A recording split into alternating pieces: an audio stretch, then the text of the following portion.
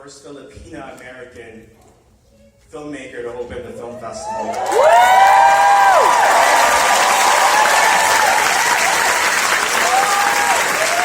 I so appreciate all you being here. This exciting night, I tell you. This is the first showcase for a dear friend of mine. She's a great writer and a great director, and I know you're going to enjoy this film. A big hand for Diane Paragas.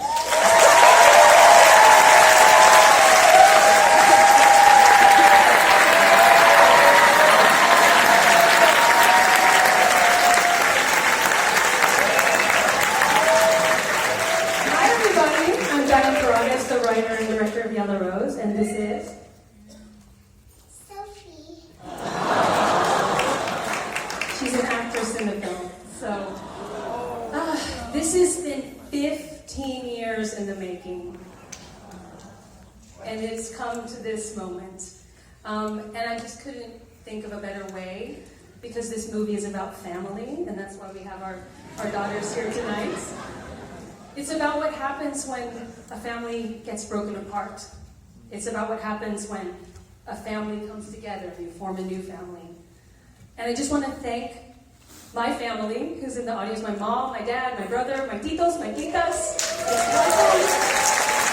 my amazing Yellow Rose family, the producers, the writers, the cinematographer, the composer, the amazing cast. I'll thank all of you later.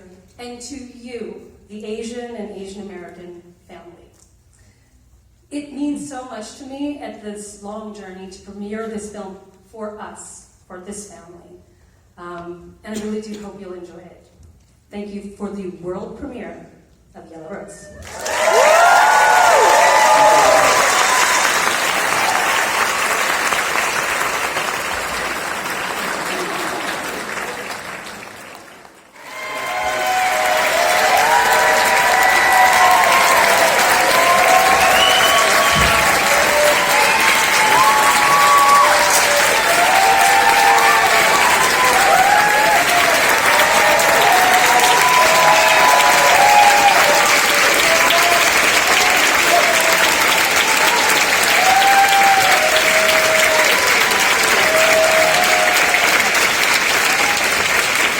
Also, please welcome Princess Punzalan and Cecilia Mejia on stage.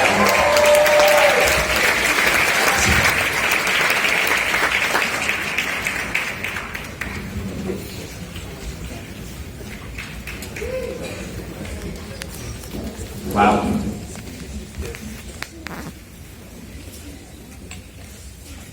We're big. All right. Like a tumbleweed.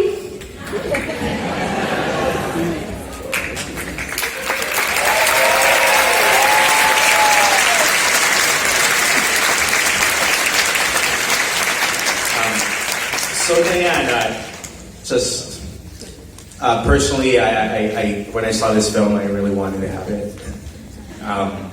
I've been searching for Filipino-American stories. When I mean Filipino-American stories, and thank you for. I applaud you for not subtitling the film certain things. Most of the time when we do that, we make it foreign, and thank you for normalizing this. Yes. Dan, tell us about this journey that's been here for over years and years and years. Like I said before, it took me a long time to make this movie, and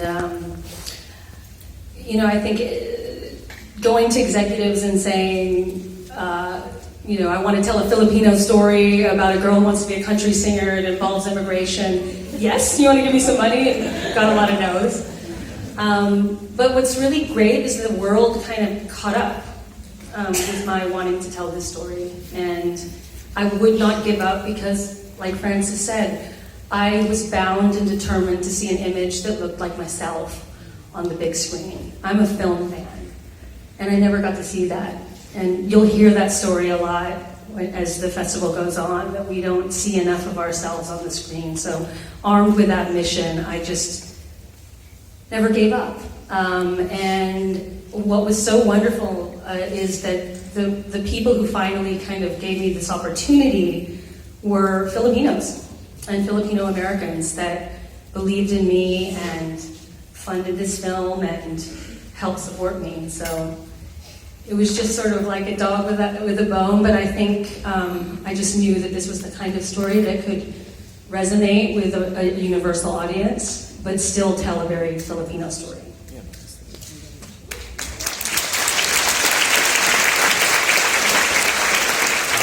Princess, one of my favorite films at this festival was in 2012, Johnny Loves Dolores. And I believe that was the last time you were in the film.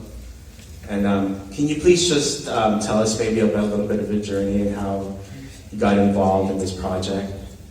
Yeah, about 5 years ago, I received an email from Diane and asking me if I would be interested to join her with this project. I read the script, I loved it, and then I turned in my audition and I got accepted, and I was very happy.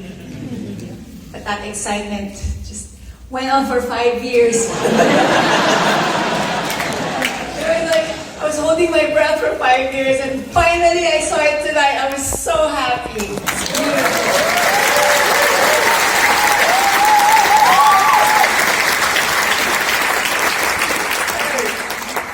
Cecilia, your day job is a nonprofit, so thank you for doing that.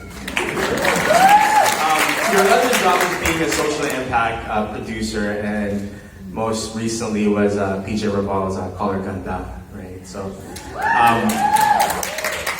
can you just share how you got involved in this film? And I'm really, from our perspective, really excited to have a social impact producer on this.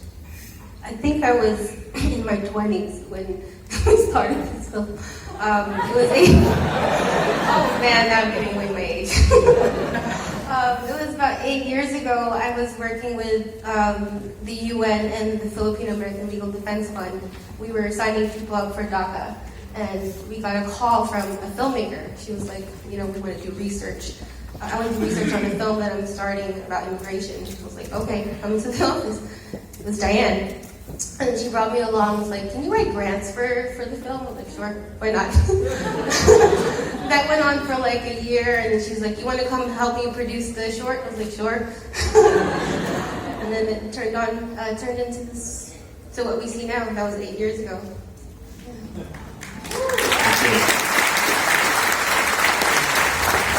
Diane, the music. Tell us about the music. Can I have Dale Watson stand up?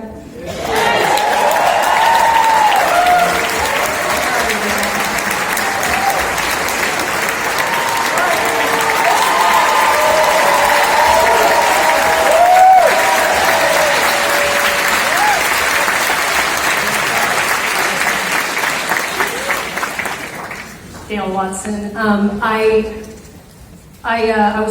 I direct commercials for my day job, and I was telling someone about this movie, and one of the creative directors said to me, I was talking about the kind of, I wanted to have a sort of old style country music, not sort of the new stuff, not Taylor Swift and not anything like that. And I wanted someone to help me write the music that was authentic, and particularly possibly from Austin, because the film takes place in Austin. He said, I got the guy for you, Dale Watson.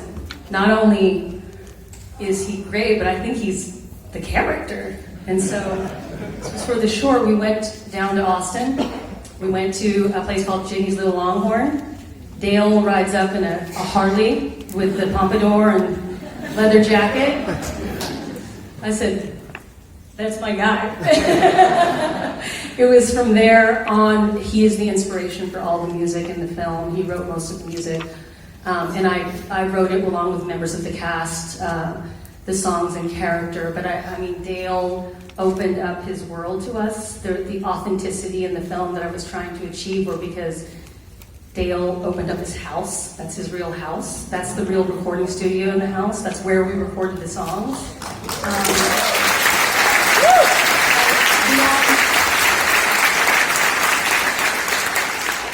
Beyond the message of empathy and sympathy, I want to introduce country music to a new audience. I wasn't a big fan of country music when I started the script. It was more based on a premise. I did grow up in Texas, but I was like a little punk rock kid. I had a mohawk and I played in a band. And that's how I kind of got over the feeling of alienation. But in the course of making this film, I've come to really love country music, and particularly the style of music that Dale is kind of single-handedly preserving. He's a pretty damn good actor, too.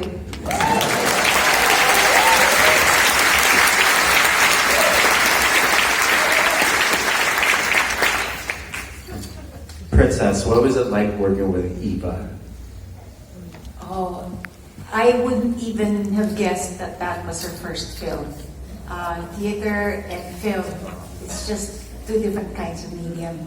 And just working with her was so easy because she just opens herself up, and she's not afraid to be vulnerable. She's welcoming, she's warm. And when she comes to work, she knows everything. I mean, she's already studied that, did her homework. Very serious. I hope she does more. I just want to announce that yesterday, Eva Noblezada received a second Tony nomination for her work.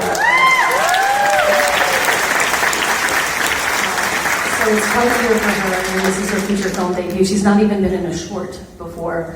And August Thurber, can you stand up? He's our cinematographer.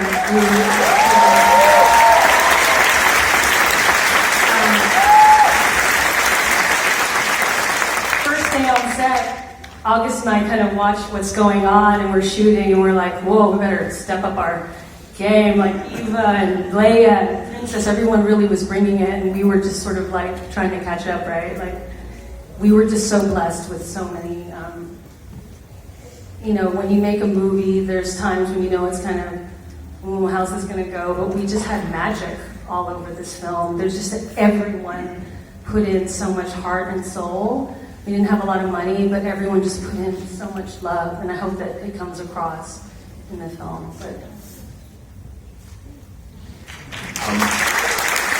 just really one quick question before we present the rest of the cast and crew, just so we can see everybody. Dahil Sa'yo, just what that song there, I just want to kind of go down what it means to each one of you. Sorry, Cecilia. Wow, because of you. Does everyone know what that means? Because of you. Just wanted to translate that for everyone. My goodness. The whole theme of the film is home. And I talked about impact earlier. And, you know, immigration is a big thing in the film. But what people forget is that the basis of immigration is the reunification of families. And that is the opposite of what is happening now. I wouldn't be here if my mom couldn't petition my dad. So, you know, you do things for your family, for your home. That's sort of what it means to me. What it means is humanity. That's sort of what I want. And I hope we all want for everyone to see or to gain when we see this film.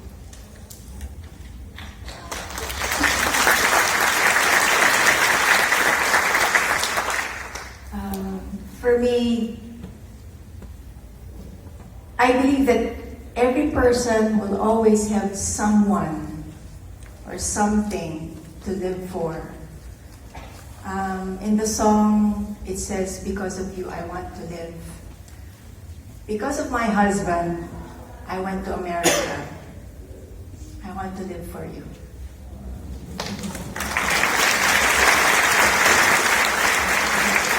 so those of you non-Filipinos in the audience, Dahil Sa'yo is kind of more than just a song. It's kind of like a cultural identity, am I right? You know, and every Filipino kind of knows this song. My dad and my mom sang it to me when I was a kid, and they continue to sing it to my daughter. It just, you know, I used it in different ways throughout the film. In the beginning, it's to show the love between you and Rose, but also that you're proud of where you came from. And then in the middle of the song, it was this sort of idea that it reminded Rose how completely gone her mother was. And by the end of the film, the song was her mother singing Rose singing the lullaby to her mother. And I wanted it to sort of be this arc of using that song from a coming of age kind of thing, but it means everything to me. It's sort of, I think of it in tandem of being so proud of being Filipino, and that's why I kind of use that song. Thank you, Diane. I'd like to get the rest of the cast and crew up here if possible, and then just kind of get them.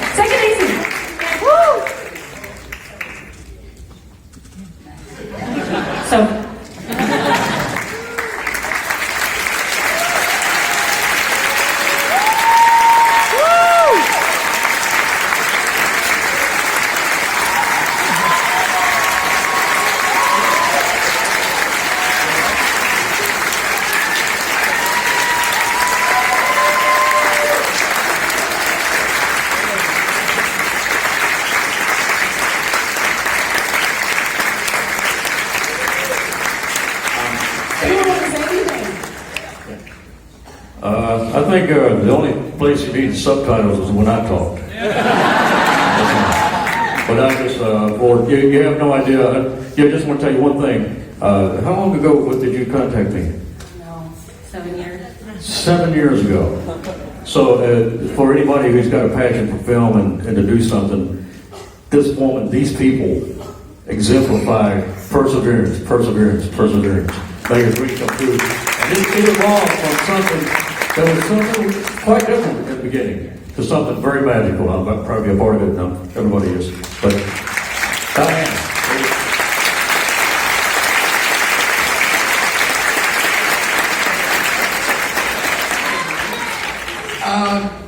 I just would like to say that when I auditioned for this, it was kind of like any other audition. I went in there, I did my lines, and I thought I did terrible. I was just like, oh man, I thought I just bombed it. I was nervous because I read the script and I loved it. I was just like, if I'm not going to be in it, I'm going to see it. And they called me back, and I was like, why? So I went back, ended up getting it, and it was the time of my life. It was amazing. I was very, very not aware of the whole culture behind this film and all that kind of stuff. So watching it was really, and experiencing it really, was just kind of a new set of eyes, and I couldn't be more grateful.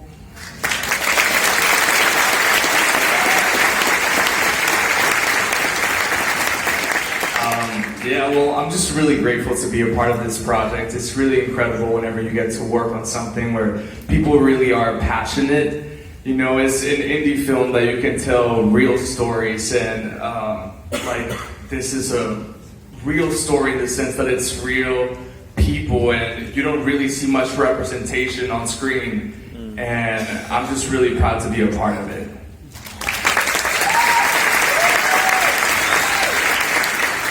Hi, everybody. I just have two things to say.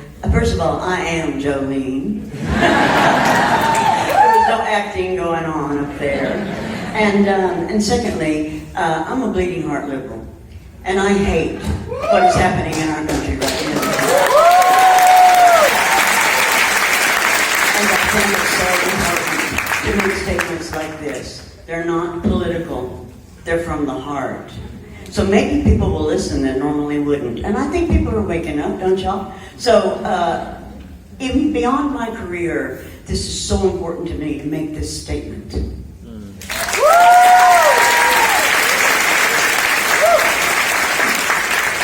another round of applause for Diane and the entire faculty crew up here.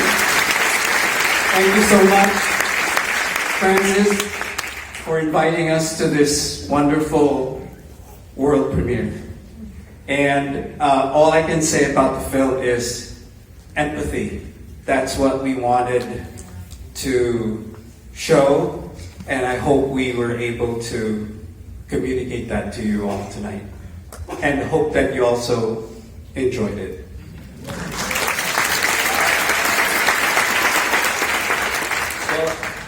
I just want to thank everybody in this room and outside of this room, all the people who are working behind the scenes for visibility.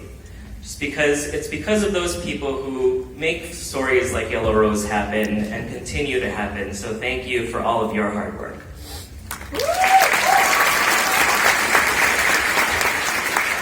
I get to say that this film was amazing.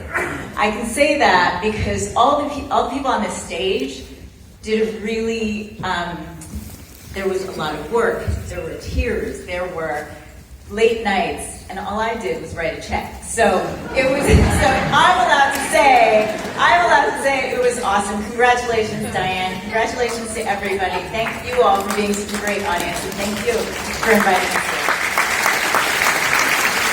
Long live independent film and stories like these. Congratulations everyone on the stage, and spread the word about the film. Yeah!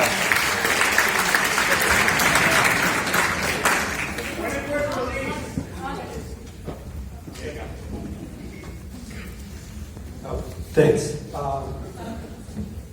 You know, when I read the script, I was instantly drawn to it. So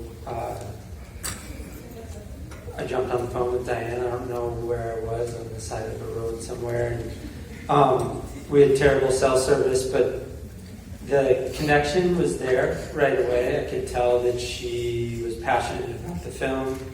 And when you jump on board a project like this, you really need to get to know somebody very quickly, because within a week you're there and you're shooting, and you want to be shooting from your director's perspective, and you want to find a way in as quickly as you can. And I think Diane just made that really easy for me. She right away opened her whole world up to all of us in the film, and she just put it all on the table and said, like, this is what it is, this is what I've got, what are you going to do with it? So just want to say thank you for making it possible for all of us to help bring this to life.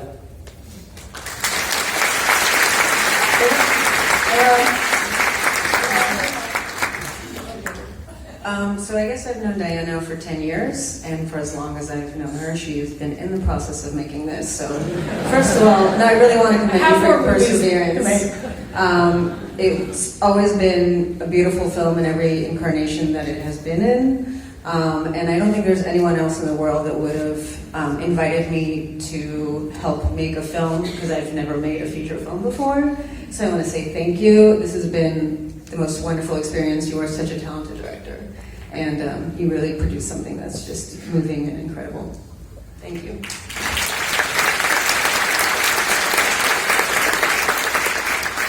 So I think I might have everyone meet here. I think I met Diane when we were 19. Yeah. So we were basically the age that running around Boston. So I've known about this film for a long time. I was so happy when she asked me to. I wrote the instrumental music, the score, and when she sent me a scene, I remember back in August or September, it was one of the first scenes of her and Sophie, or Ava and Sophie on the bed, and I couldn't believe it, how wonderful it was. And the visuals and the acting made my job easy. I didn't have to do much, and it was really a pleasure to be second fiddle to Dale, the feature music. And it was just, it was a pleasure to work on, and an honor. and I'm just grateful. Thank you. Orion last now that you take us home to the barbecue. We're all on barbecue. What happens? What'd you say? I'm ready for the barbecue. Let's take it. I'm one of the producers of the film. My name's Orion Williams. I'm from Texas. And I met Diane at a restaurant in New York City. I was sitting with an actor, friend of mine. We were talking about another film, and she said, "Do you mind if I sit here?" And I'm like, "Please go right ahead." And that started our friendship. And I had made a couple music films in the past, and she was He aware made of Control, which won the Cannes Film Festival. It's one of the great music films.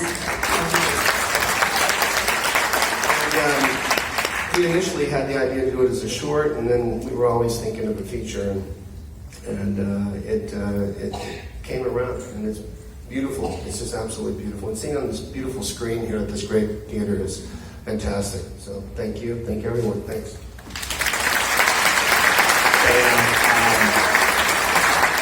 One thing you told me that you're really proud of this film, and that's something we really want to say. We're really proud of you. Thank you for doing this. Congratulations to all of you. It's Filipino party time now, so.